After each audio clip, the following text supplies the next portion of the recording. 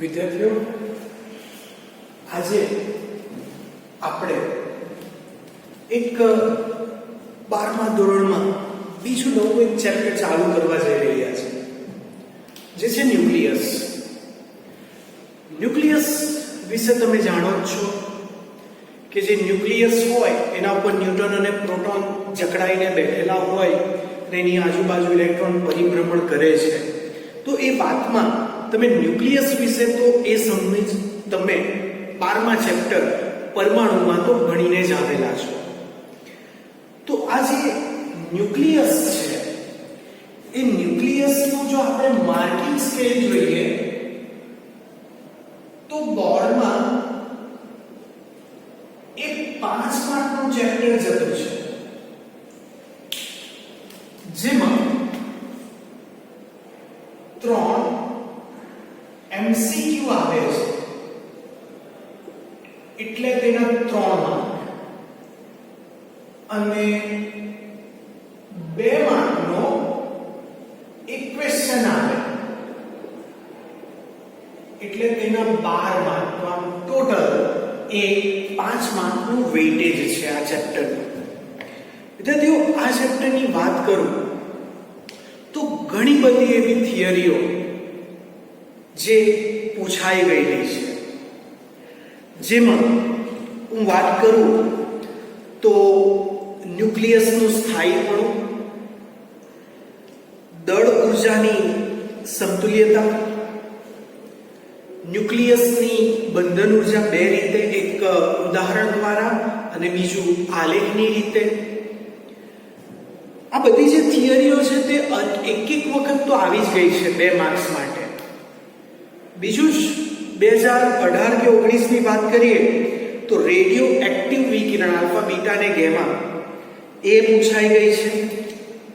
વિદ્યાર્થીઓ, એકદમ ખાસ થિયરી જે કહેવાય કે રેડિયો એક્ટિવિટી માં રેડિયો એક્ટિવ વિભંજન દર અને ક્ષય દર ઉપરથી રેડિયો એક્ટિવ વિભંજનનો ચરઘાતાંકીય નિયમ, જોજો, વિભંજન દર, ચરઘાતાંકીય નિયમ, પછી અર્ધાયુ, સરેરાશ જીવનકાળ, ન્યુક્લિયર ફિશન, ન્યુક્લિયર ફ્યુઝનની પ્રક્રિયાઓ, આ બધી જે થિયરીઓ છે એ 3 માર્ક્સમાં આવી ગઈ છે.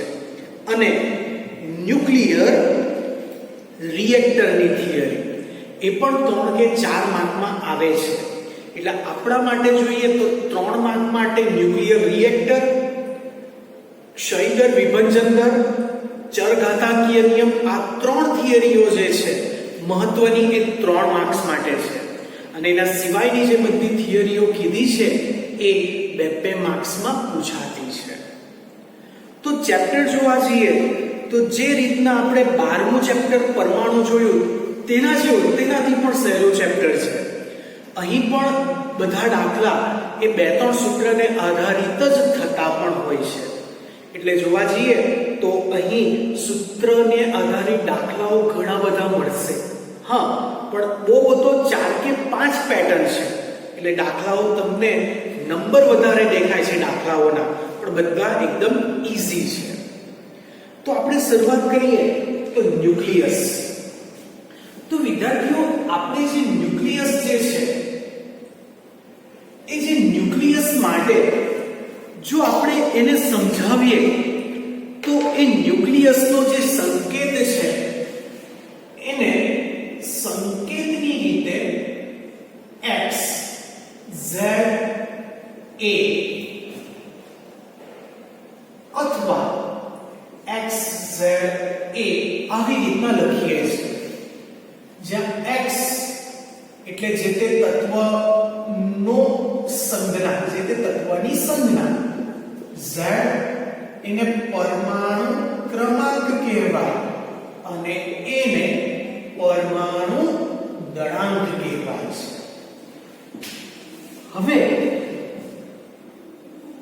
આના વિશેની વધારે પડતી સમજૂતી આપણે બીજા વિડીયોમાં જોશું, પણ આપણે અત્યારે આવીએ કે આ જે ન્યુક્લિયસ છે એ ન્યુક્લિયસમાં જે તે સંજ્ઞા છે એ સંજ્ઞાને આધારે, એટલે કે જે ન્યુક્લિયસ છે એ ન્યુક્લિયસનું દળ મળે કેવી રીતના, તો એના માટે એક કાર્બન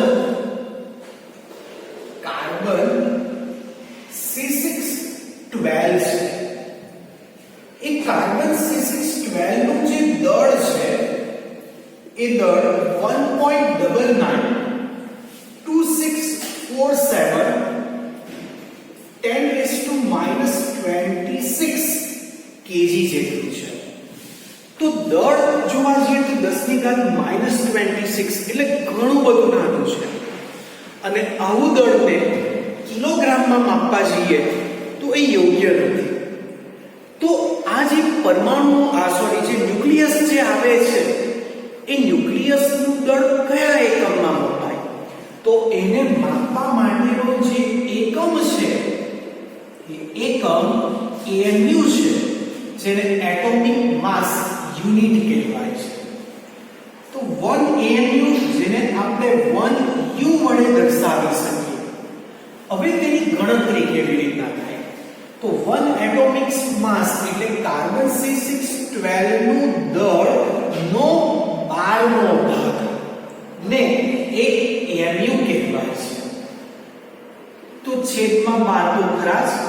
C612 નું દળ 1.992647 into 10⁻⁻26 છે.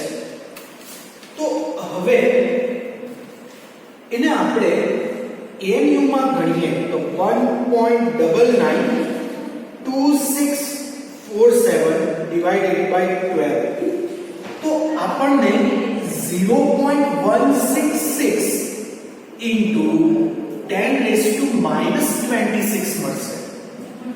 તો આમ 1.66 into 10 કેટલા થાય? 1 પોઈન્ટ પહેલે બાદ થશે એટલે -27.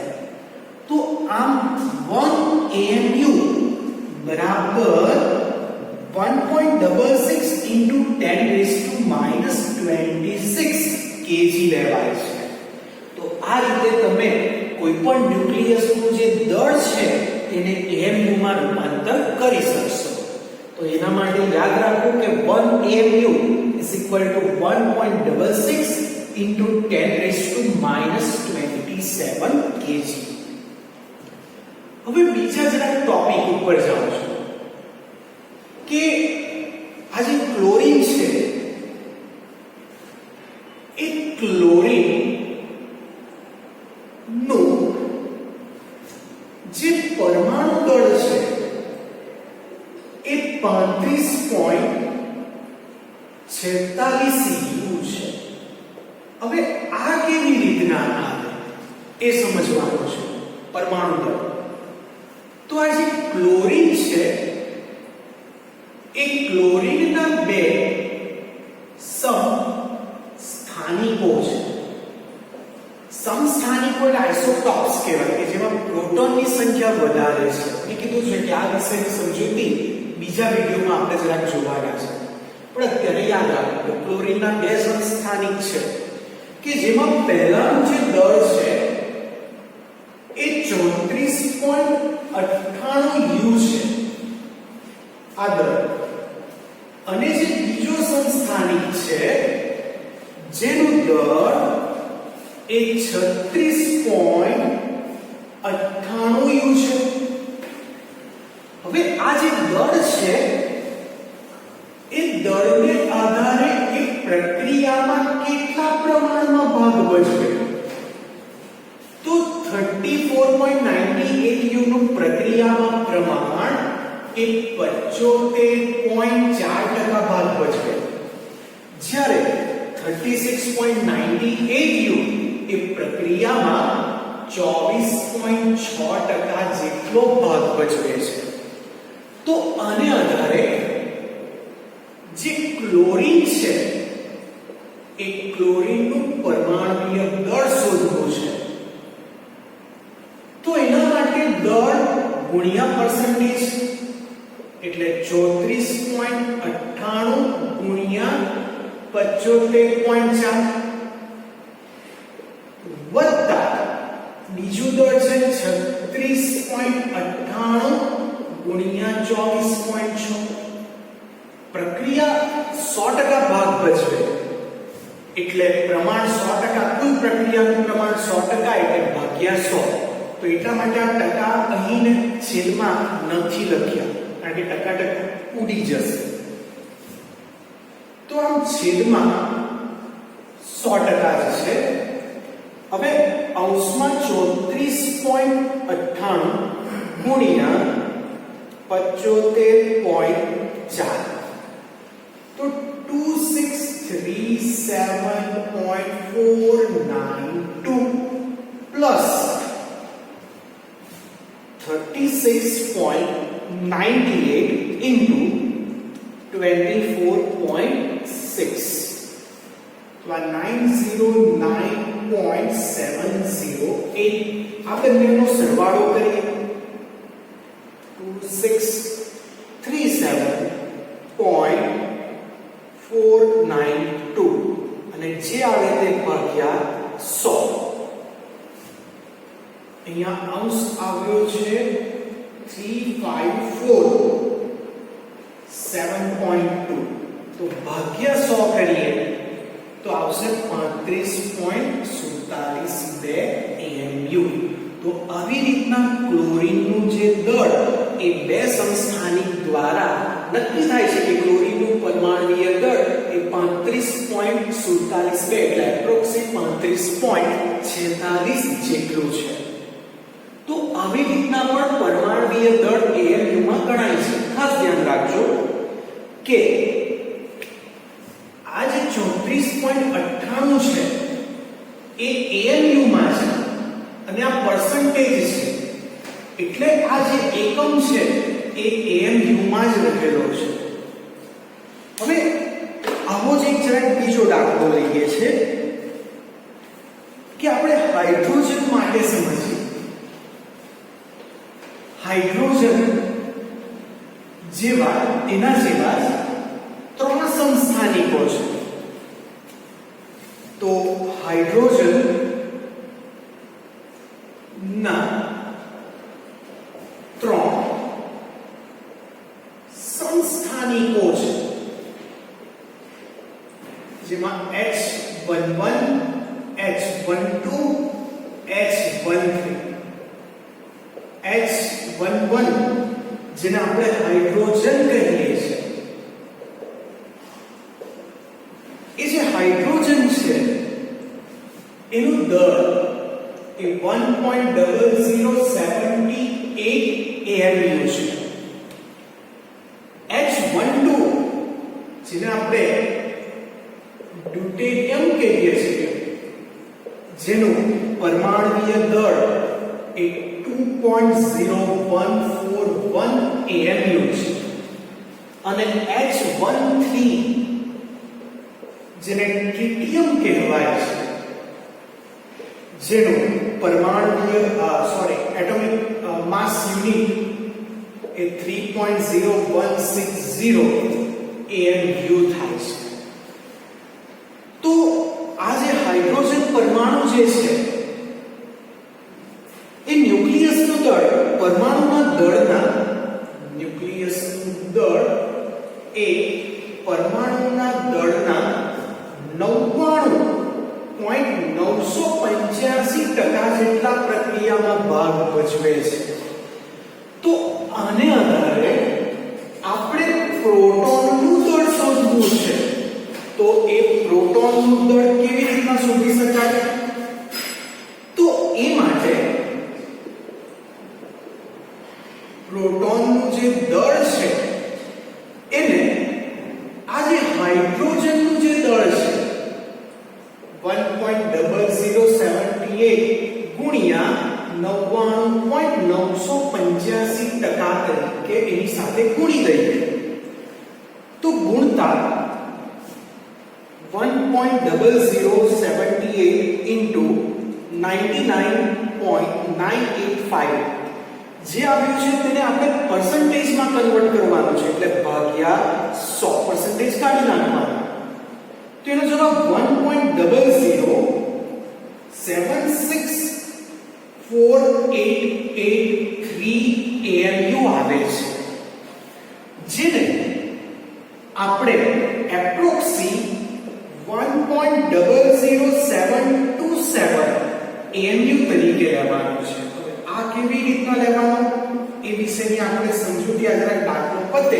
એટલે મેળવીએ તો અહીં આ જે પ્રોટોનનું દળ તો આપણે શોધી લીધું હવે એનું જે દળ છે એને આપણે kg માં કન્વર્ટ કરીએ તો kg કેજી માં કન્વર્ટ કરવો હોય તો 1.00727 ઇન્ટુ 1u બરાબર કેટલા લખવાના 1.66 10⁻⁻27 તો જે પ્રોટોનનું દળ એ 1.67 ઇન્ટુ 10⁻⁻27 કેજી આવશે, જે આપણે બધા દાખલામાં આ પ્રોટોનનું દળનો ઉપયોગ કરતા છે તે.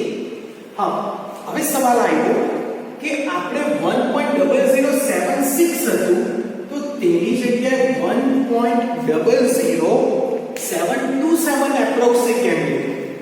તો એના માટે જો આ જે પ્રોટોન નું જે દળ છે એ દળ ગણવા માટે આ જે હાઇડ્રોજનનું દળ છે તેમાંથી ઇલેક્ટ્રોનનું દળને બાદ કરવું પડે. તો હાઇડ્રોજનનું જે દળ છે એ 1.0078u છે અને ઇલેક્ટ્રોનનું જે એટોમિક માસ યુનિટમાં જે દળ છે એ 0.0005u છે. તો આ બંનેની બાદબાકી કરે તો આપણને જવાબ એ 1.0072 AMU મળે છે. એટલે આપણે આની વેલ્યુ એ એપ્રોક્સિમેટ 1.00727 AMU તરીકે લીધી છે, કારણ કે આ પર્સન્ટેજ એ અંદાજિત છે, ચોક્કસ નથી. હા, 99% ખરું, પણ 99 પોઈન્ટ પછીના કેટલા ટકા એ અંદાજિત છે.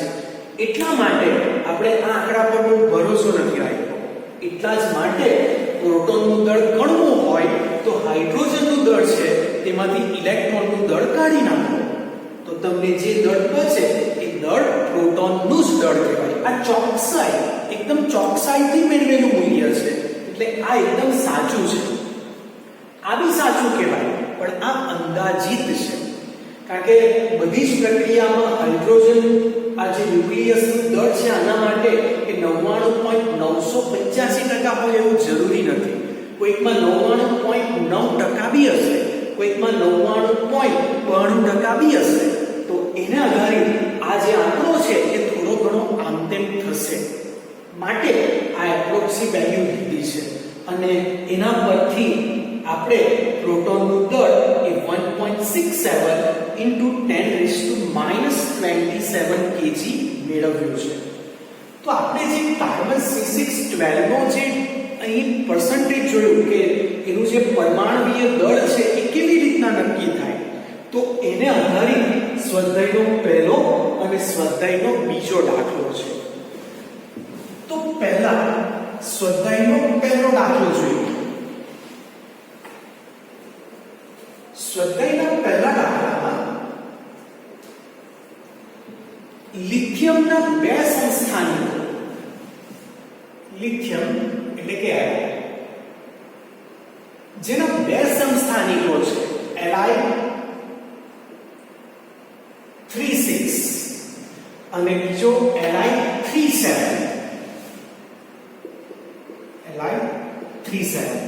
સમસ્થાનિક એટલે તમને કીધું છે કે જેમાં પ્રોટોનની સંખ્યા સરખી હોય એ એકબીજાના સમસ્થાનિકો છે. તો આમાં બંનેની સંખ્યા 3 છે, એટલે Li ના બે સમસ્થાનિક Li36 અને Li37 છે. એનું પ્રમાણ કીધું છે. તો Li36 નું પ્રમાણ પહેલા આપ્યું છે 7.5% અને Li37 નું પ્રમાણ 92.5% જે પ્રક્રિયામાં ભાગ ભજવે છે. તેમના દળો એ અનુક્રમે Li36 નું 6.01512 AMU છે અને Li37 નું 7.01600 AMU છે. તો આ જે લિથિયમ છે એ લિથિયમનું પરમાણુય દળ છે. ચાલો તો પહેલા સ્વાધ્યાયના પહેલા દાખલામાં બે વેલ્યુ છે જે આપણે શોધવાની છે તેમાં પહેલી છે લિથિયમ માટે અને પછી જે બીજી છે એ બોરોન માટે છે. તો હવે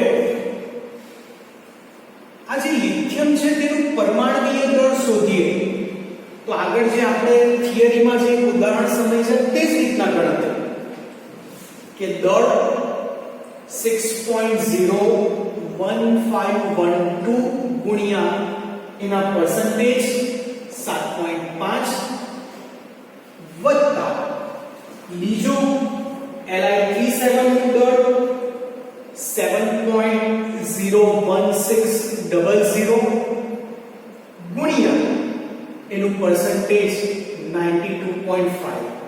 તો આ બંને સરવાળો અને છેદમાં 100%. તો અંશમાં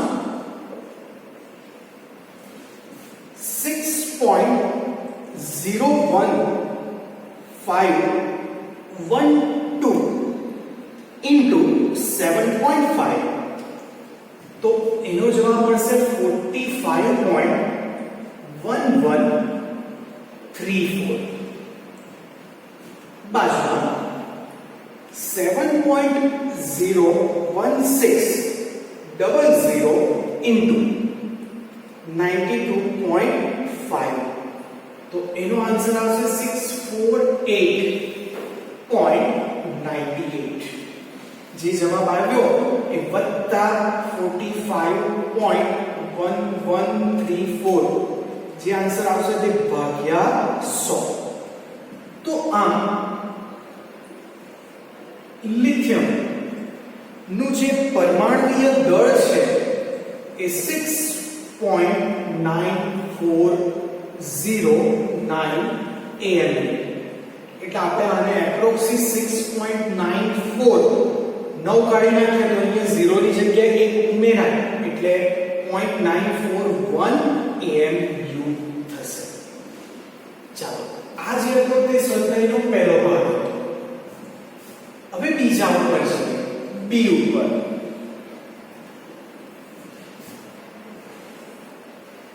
તો બોરોનના બે સ્થાયી સમસ્થાનિકો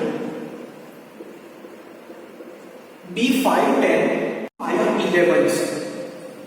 તેમના દળ અનુક્રમે હવે અણુદળનું નામ આપું M1 એ 10.01294 AMU છે અને B511 નું દળ M2 બરાબર 11.00931 AMU છે.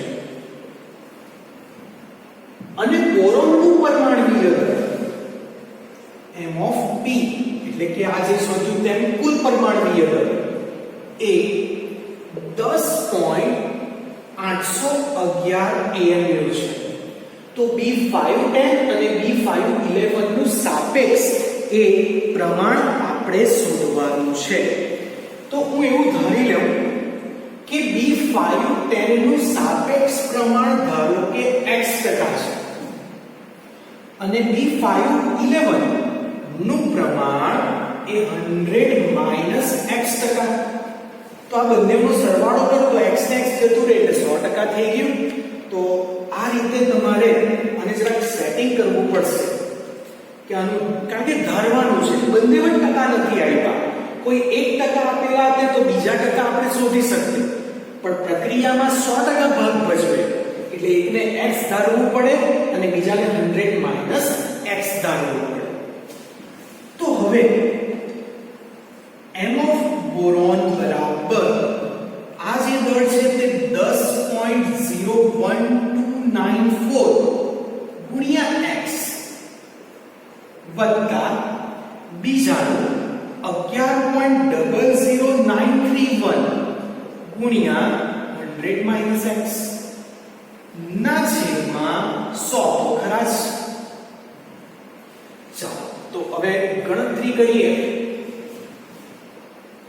તો m of b જે આપણને આપ્યું છે 10.811 811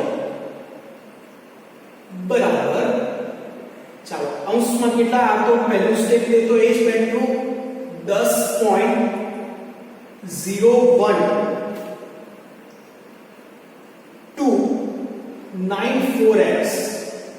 વત્તા આ જે છે તે 100 સાથે ગુણાય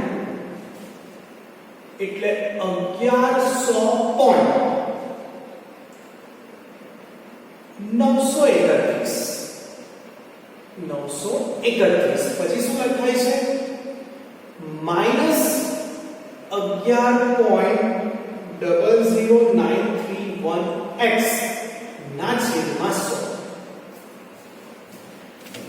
તો ચાલો હવે આ જે છે 100 એ આની સાથે ગુણાય એટલે 1081.1 બરાબર, આ તો ખરું જ 1100.93.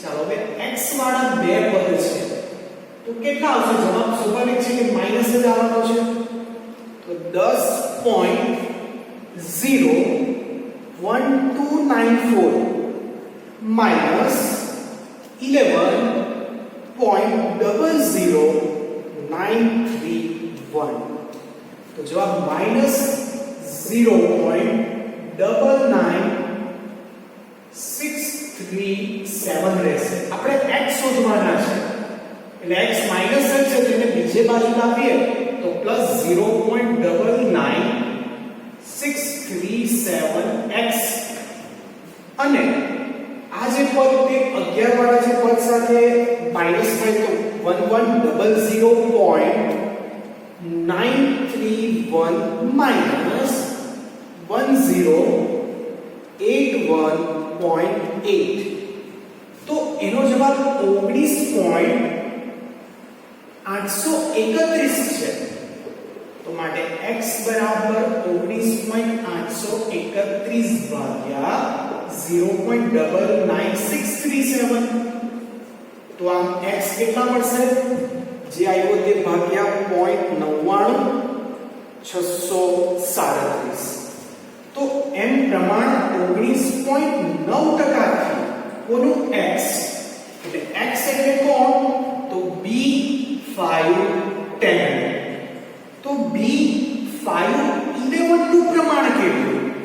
તો એના માટે 100 માઈનસ x એટલે 19.9, તો કેટલા ટકા? તો 100 માઈનસ 19.9, તો એનું પ્રમાણ આવશે 80.1%. તો આ રીતે આપણે બોરોનનું જે સાપેક્ષ જે દળ હતું, સાપેક્ષ પ્રમાણ જે આપણે ધાર્યું હતું x એ 100 માઈનસ x એ આપણે શોધી નાખ્યું. તો વિદ્યાર્થીઓ આ જ રીતે નિયોનના 3 સમસ્થાનિકો છે. અત્યાર સુધીમાં આપણે સમસ્થાનિકો 2 જ લીધા હતા સ્વાધ્યાયના પહેલા દાખલામાં. તો હવે નિયોનના 3 સમસ્થાનિકો છે એટલે આની જેમ એક પદ, બીજું પદ વત્તા ત્રીજું પદ આવશે અને તેના ભાગ્યા તો 100. તો એ રીતે તમારે નિયોનનું સરેરાશ જે પરમાણ્વીય દળ એ તમે દાખલો ગણી કરશો. એ કોના જેવો છે? તો સ્વાધ્યાયના પહેલાના એ જેવો જ છે બેઠો. બરાબર, બસ આમાં 2 પદ હતા, પેલામાં 3 થશે અને ભાગ્યા તો 100 ના 100 જ છે. તો જે જવાબ આવે એ તમારે હોમવર્કમાં કરી લેવું સ્વાધ્યાયનો બીજા દાખલા.